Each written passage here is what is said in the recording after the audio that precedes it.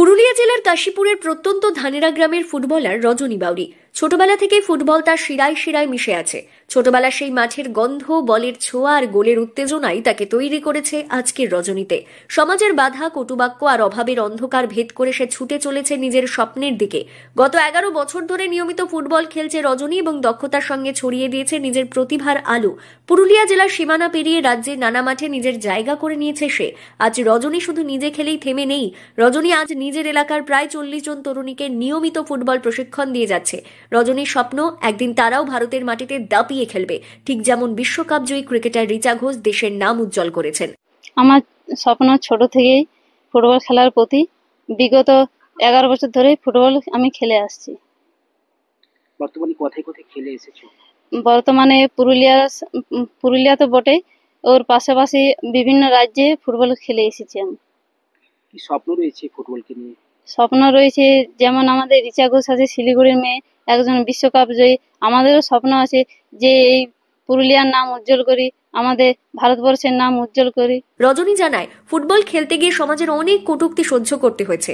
অনেকেই বলেছে মেয়েদের ফুটবল খেলে ভবিষ্যৎ হয় না, কিন্তু বিশ্বকাপ জয়ী রিচা ঘোষ সবাইকে প্রমাণ করে দিয়েছে যে খেলাধুলোয় মেয়েদের উজ্জ্বল ভবিষ্যৎ আছে।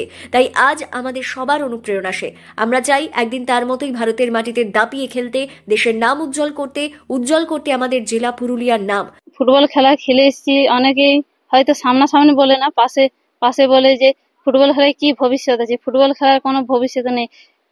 কম্পিউটার কিংবা কোচিং করলে চাকরি পেয়ে যাবে। তাদের চোখে আঙ্গুল দিয়ে দেখিয়ে দিয়েছে রিচা ঘোষ যে মেয়েরা সব পারে। রজনীর এই কঠোর পরিশ্রম ও ইচ্ছাশক্তি তার প্রশিক্ষণ নেওয়া মেয়েদের জীবনেও জ্বালিয়েছে নতুন আলো। ফুটবলের সুমিত্রা সিং সর্দার জানায়, বিগত 1 বছর ধরে রজনীর কাছ থেকে আমরা ফুটবল শিখছি।